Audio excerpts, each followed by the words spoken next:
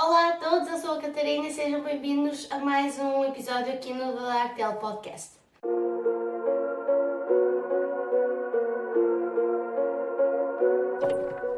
Se és novo aqui no canal, sente bem-vindo. Eu falo sobre True Crime, entre outras coisas. Se ainda não subscreveste, então subscreve, ativa as notificações, comenta, envia este vídeo para amigos, familiares, pessoas que achas que podem gostar deste tipo de conteúdo. Quero agradecer também àqueles que me têm acompanhado até agora, ok? É a minha pequena comunidade aqui no YouTube. Pessoal, o caso de hoje é o primeiro caso português que eu estou a trazer aqui para o canal. É um caso muito mediático que aconteceu na altura. Toda a gente conhece este caso, pelo menos toda a gente na altura ouviu falar sobre este caso. Então eu achei que devia trazer aqui para o canal porque realmente é um caso um pouco louco e ironicamente é um caso português, o primeiro caso português que eu trago para o canal, mas passa-se nos Estados Unidos, então tem isso. Antes de começarmos, quero a nota de atenção inicial. Se tens menos de 14 anos, eu não sugiro que vejas esse tipo de conteúdo. Violência não é e nunca pode ser normalizada. True crime não pode ser interpretado como outros tipos de conteúdo. Nós temos de ter consciência daquilo que consumimos. A leitura de notícias sobre crimes pode causar ansiedades exageradas sobre a possibilidade de se tornar uma vítima e, para as pessoas que sofrem de violência, a abundância de informação pode ser difícil de gerir. Quero também lembrar-vos que estamos a falar de pessoas reais, pessoas que realmente perderam a vida, então quero-vos pedir sempre que mantenham o respeito nos comentários. Dada a minha nota de atenção, vamos então começar. O caso de hoje, como eu já vos falei, foi muito mediático na altura e este é o caso do Renato Seabra e do Carlos Castro. Se te lembras do que foi falado na altura, ou se ficaste um pouco confuso, se queres relembrar ou se nunca ouviste falar, então vê este vídeo até ao fim. Carlos Castro nasceu a 5 de outubro de 1945 numa pequena cidade em Angola, mas rapidamente a família voltou para Portugal, onde ele cresceu. O Carlos, desde jovem, nunca escondeu que era homossexual, mesmo sem a aprovação do pai e dos irmãos. Na década de 70 já apresentava programas de televisão.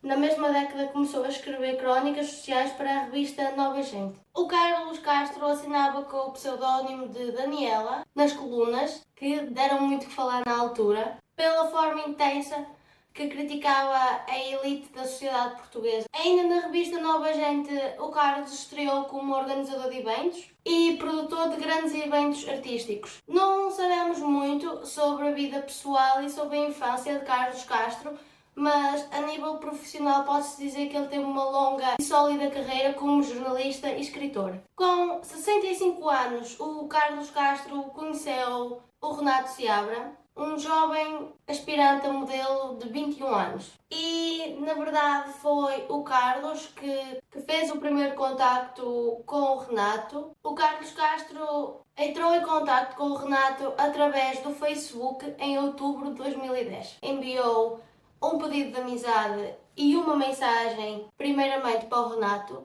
para lhe oferecer ajuda a fim de explodir a sua carreira como modelo. O Renato respondeu ao Carlos, ele disse que a sua ajuda seria muito bem-vinda, então em poucos dias os dois combinaram e já se estavam a encontrar pessoalmente. Não sabemos muito também sobre a infância e a vida do Renato, mas o Renato Seabra é natural de Cantanede. Ele fazia parte da equipa de basquetebol local, era bom aluno na escola, tudo indicava que tinha uma vida normal numa cidade pacata de Portugal. Era descrito pela família e por amigos como discreto, tímido.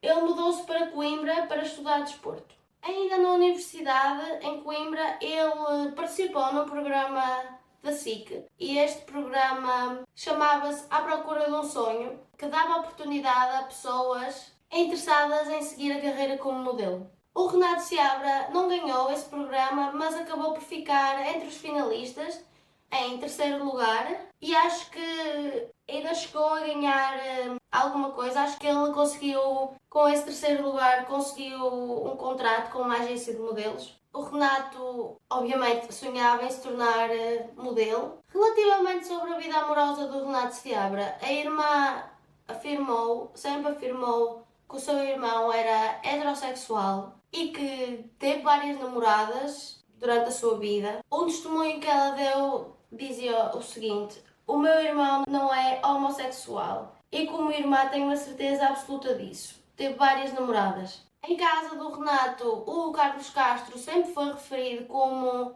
um amigo e um colega de trabalho que o iria ajudar no mundo da moda e por isso o Renato sempre afirmou que nunca houve qualquer relacionamento amoroso e sexual. Depois dessa primeira conversa, em outubro de 2010, essa conversa no Facebook, os dois continuaram a manter o contacto e encontraram-se pela primeira vez no dia 13 de outubro de 2010, 4 dias depois do pedido de amizade inicial do Carlos Castro, no hotel Sheraton, no Porto. O Renato e o Carlos começaram a ir a vários sítios juntos, iam ao teatro, iam às compras, iam para hotéis, então eventualmente os rumores de que os dois tinham um caso começaram a surgir e muitas pessoas acreditam nisso, muitas pessoas acreditam que os dois tinham um relacionamento amoroso, mas como referimos, a família e amigos do Renato sempre afirmaram que não, que o relacionamento era estritamente profissional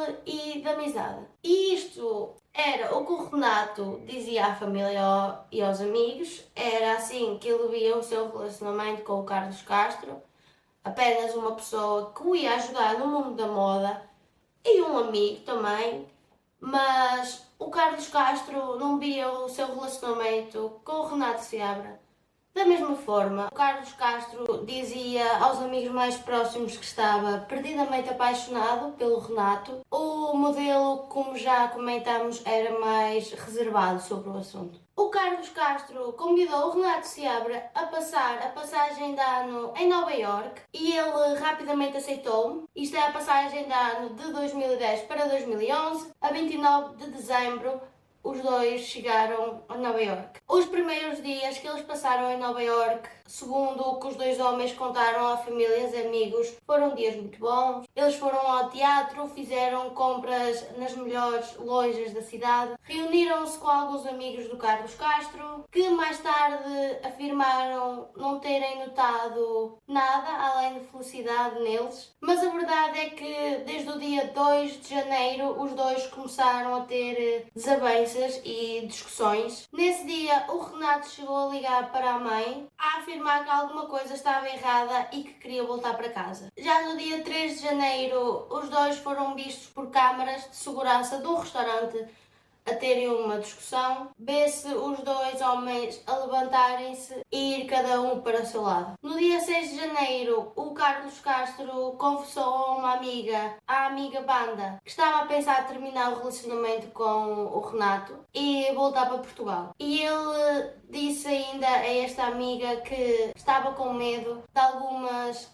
atitudes do Renato Seabra. Desta forma, eles passaram a última semana de 2010 e a primeira de 2011 na Big Apple, sem nada de grave, aparentemente até ao dia. E isto, pelo menos até à tarde do dia 7 de janeiro de 2011. No 34º andar do Hotel Intercontinental em Nova York, precisamente no quarto 3416, naquela tarde de sexta-feira. Neste quarto do hotel, o corpo de Carlos Castro foi encontrado. O Renato Seabra afirma até aos dias de hoje que não se lembra do que aconteceu naquela tarde. Então, afinal, o que aconteceu naquele quarto de hotel? Acredita-se que o Carlos e o Renato estavam no meio de uma discussão intensa nesse dia. No meio dessa discussão, o Carlos diz que vai ligar à sua amiga à banda e o Renato tenta impedi-lo e o Carlos responde dando-lhe um estalo ao Renato. E é a partir desta altura, com um ataque frenético, enlouquecido do Renato, começa. O jovem agarra-o pelo pescoço e atira-o para o chão. O Carlos grita algo do género: partiste-me o braço. E acredita-se que essas foram as últimas palavras que o Carlos Castro disse em vida. O jornalista perde a consciência, mas permanece vivo. Por esta altura, o Renato perdeu completamente a noção. O Renato espancou brutalmente o Carlos. Para terem noção, ele foi esmurrado com uma brutalidade tão forte que os ossos da cara dele estavam quebrados. Uma televisão foi arremessada para o peito e para a cabeça da vítima, o que o desfigurou completamente. Segundo informações, o Renato estava num completo estado de euforia. Ele agrediu com uma garrafa de vinho uma cadeira de ferro que tinha no quarto, pisou várias vezes o rosto do homem e, para finalizar, o Renato agarra num saca-rolhas tinham no quarto e cortou um pedaço da orelha de Carlos Castro e também cortou os seus testículos. E eu sei que esta é a parte mais louca sobre o caso. Eu sei que é por causa desta mutilação que este caso foi tão falado, tão mediático. Também há muitos memes, muita gente faz piada. Pessoas que já ouviram o caso, mesmo que não saibam o que aconteceu exatamente, quando se pensa na história de Renato Seabra e de Carlos Castro, esta parte da história vem sempre à cabeça das pessoas, é o que as pessoas mais retiraram desta história toda. Isto é que o Renato mutilou o Carlos, principalmente o facto de ter cortado os testículos. Esta agressão toda durou aproximadamente 1 hora. É impressionante, mas o Carlos ainda estava vivo, não sei como, depois de todo este ataque, e o Renato arrasta o corpo dele pelo chão até à janela. A informação é dada à TVI pela polícia de Nova Iorque. Renato Seabra está formalmente acusado de homicídio em 2º grau. Pela morte de Carlos Castro. O modelo de 21 anos terá confessado às autoridades nova-iorquinas que matou o jornalista na tarde de sexta-feira. Questionado sobre a mutilação sexual, Renato Seabra terá dito à polícia que o fez para se ver livre dos demónios homossexuais de Carlos Castro. Os pormenores da alegada confissão são revelados pelo jornal Daily News, que cita fontes policiais. Aos detetives, Renato Seabra terá dito que mutilou sexualmente Carlos Castro com um saca-rolhas depois de o ter agredido violentamente. Estas descrições são apenas um resumo da agressão. Foi um ataque mesmo muito violento. O Renato estava... E eu acredito quando as pessoas dizem que ele estava num estádio de euforia, que ele perdeu a noção, porque realmente foi um ataque mesmo muito brutal. Após todo o ocorrido, o Renato, segundo ele mesmo, ouviu vozes na cabeça dele e estas vozes diziam-lhe para ele cortar os próprios pulsos e pôr os testículos do Carlos Castro sob as feridas, pois só assim ele iria se conseguir salvar. O que, de novo, ouvindo estes relatos, faz-me querer acreditar que, de facto, o Renato não estava bem, não estava mentalmente bem. Passado este aparente surto psicótico, o Renato fecha as cortinas do quarto do hotel, arranca o fio do telefone do quarto, retira a bateria do telemóvel do Carlos, cobre o corpo sem vida com um lençol e prepara-se para sair. Veste um fato da Versace e uns sapatos da Versace também, que o Carlos Castro tinha comprado para ele como presente. O Carlos tinha dito ao Renato para ele vestir aquele fato numa ocasião especial e, pelos vistos, para o Renato esta era a ocasião especial. O Renato pega ainda em algum dinheiro, cerca de $1.500, 1.500, $1.600 da carteira de Castro. Agarra também na sua própria carteira e no seu passaporte. E por volta das 6h20 da tarde, o Renato sai do quarto. Ele deixou ainda o aviso de não incomodar na porta. E assim, calmo, sereno, limpo e aprumado, o Seabra, completamente recuperado do surto, vai até ao elevador, entra no elevador do hotel e desce até ao hall. No hall do hotel ele encontra a banda, a amiga de Carlos e a sua filha. E na verdade eles tinham um jantar marcado naquele dia, os 4 iam jantar, o Renato, o Carlos, a Banda e a sua filha. As mulheres ficam um pouco preocupadas quando veem o Renato a passar por elas apressadamente, Porém, muito sereno, o Renato vira-se para elas e diz-lhes: o Carlos nunca vai sair deste hotel. E segue até à saída. A banda e a filha ficaram um pouco nervosas com a afirmação que o Renato disse e acharam a situação um pouco estranha no geral. Onde estava o Carlos, porque é que o Renato estava com pressa, o que é que ele queria dizer com aquilo. Então elas ligam para o telemóvel de Carlos, mas sem sorte, ele não nos atende. Ligam também para o quarto do hotel, de novo sem sorte. Então elas decidem explicar a situação aos funcionários do hotel, que resolvem entrar no quarto. E a cena que eles encontraram foi simplesmente horripilante. O corpo sem vida de Carlos Castro estava sob uma poça enorme de sangue, do seu próprio sangue. Era perto das 7 horas da tarde quando os paramédicos chegaram ao local e o Carlos Castro foi declarado morto ali naquele quarto de hotel. Aquele quarto tornou-se um frenesim, tinha pessoas a entrar, a juntar-se uma pequena multidão. Os paramédicos chegaram, a polícia chegou, funcionários do hotel e até hóspedes que estavam curiosos para saber o que é que tinha acontecido, o que é que se passava. Enquanto o crime era descoberto e as autoridades chegavam, o Renato estava a ir de táxi até um hospital. Ele pergunta ao motorista onde Nova Iorque deitava o lixo e se podia pôr o rádio um pouco mais alto e nas notícias. Chegado ao hospital, deu entrada nas urgências e ficou em observação por causa dos cortes que tinha nos pulsos. Às 10h10 da noite, o taxista que o levou até ao hospital ouve nas notícias a descrição de Seabra e que a polícia estava à sua procura. Então este taxista ligou para o 911. Pouco depois, a polícia já tinha o Renato como principal suspeito do crime e até chegaram a solicitar o atraso de alguns voos de Nova Iorque, acreditando que ele pudesse tentar fugir, mas com a notícia do brutal crime a circular, não demorou que chegasse ao hospital a ordem de detenção do Renato Seabra. Joana Seabra é a irmã de Renato Seabra. Joana, pergunto-lhe se já teve a oportunidade de falar com o seu irmão? Não, ainda não tivemos a oportunidade de falar com o meu irmão. Estamos a aguardar. Espero que a minha mãe, quando lá chegue, tenha essa possibilidade. Sem dúvida, é nesta altura o mais importante. Como é que receberam estas notícias? Pela comunicação social e até agora é só assim que a gente tem recebido. Causa alguma estranheza, algum espanto? O que é que tem a dizer sobre tudo isto? É assim, eu conheço o meu irmão, tal como os amigos e toda a população que está perto com ele. Ele é uma pessoa extremamente calma, boa, amiga do seu amigo, nunca faz mal a ninguém. Portanto, como é óbvio, tenho a certeza absoluta que ele não fez nada. E se pontualmente alguma coisa se passou, há uma grave história por trás disto tudo, alguma coisa aconteceu. O meu irmão é a pessoa mais pacífica que eu conheço no mundo inteiro.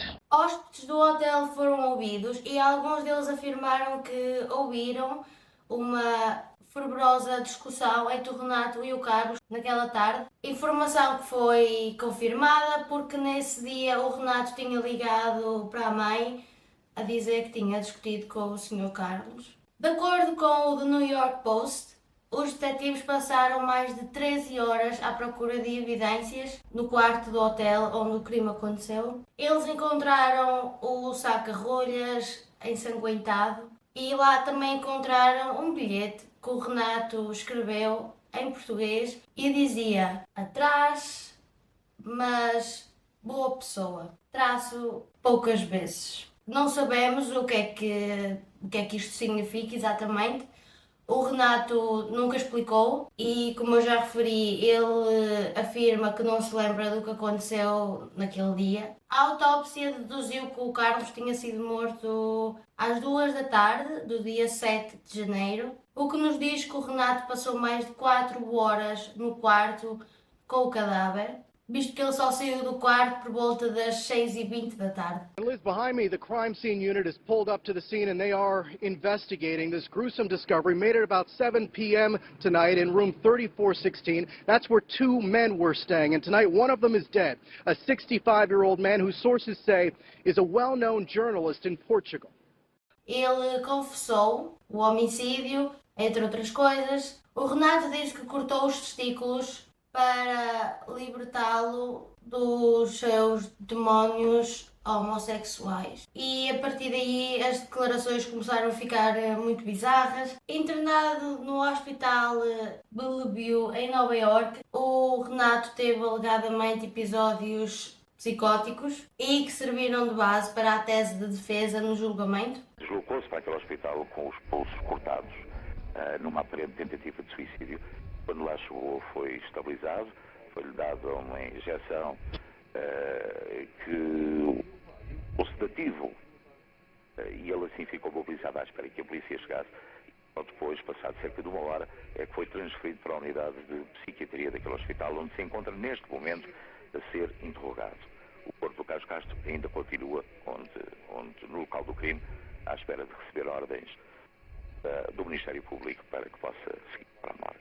Os médicos acabaram por diagnosticá-lo com desordem bipolar agravada por um episódio maníaco. O psicólogo da acusação disse tratar-se de uma desordem de bipolaridade não especificada, mas, segundo a lei americana, perturbações mentais não tornam uma pessoa imputável dos seus atos. Era preciso provar que o Renato não sabia o que estava realmente a fazer, não sabia que os seus atos estavam errados. Mas afinal, por que é que o Renato fez? Qual foi o motivo? Segundo a defesa, foi apenas um ataque psicótico de alguém incapaz de compreender os factos naquele momento. Mas, para a acusação, o violento crime foi cometido por um sentimento de raiva e vergonha com o final da relação homossexual que havia entre os dois homens, iniciada puramente apenas a troco de valores monetários e materiais. O Renato foi acusado de homicídio em 2º grau.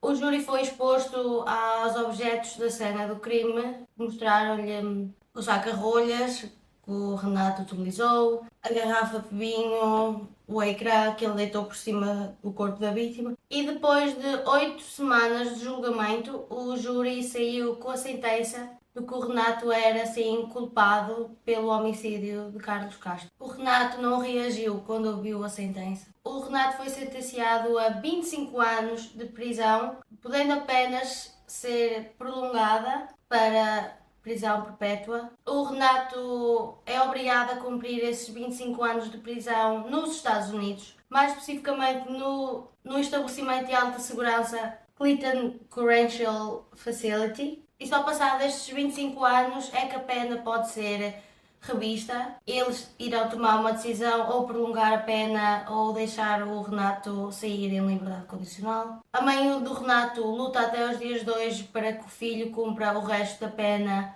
em Portugal, mas a lei norte-americana não o permite. Atualmente o Renato já tem 33 anos e ele enfrenta uma rotina numa cadeia de alta segurança e ele já tentou tirar a sua vida 2 vezes. O Renato diz-se arrependido pelo aquilo que ele fez. Em 2036, quando o Renato tiver 46 anos, poderá então eventualmente sair em liberdade condicional e se o juiz decidir, ele poderá cumprir o resto da pena em Portugal. Dentro da prisão, o Renato ajuda na confecção de roupas e nas missas e recebe visitas de familiares e amigos mais ou menos 3 a 4 vezes por ano. Pessoal, foi isso. Foi o caso de hoje. Obrigada, chegaram até ao fim do vídeo. Espero que tenham gostado. Não se esqueçam de subscrever, deixar um gosto, comentar também, enviar o vídeo para quem quiser. Espero ver-vos no próximo vídeo. É tudo. Fiquem bem.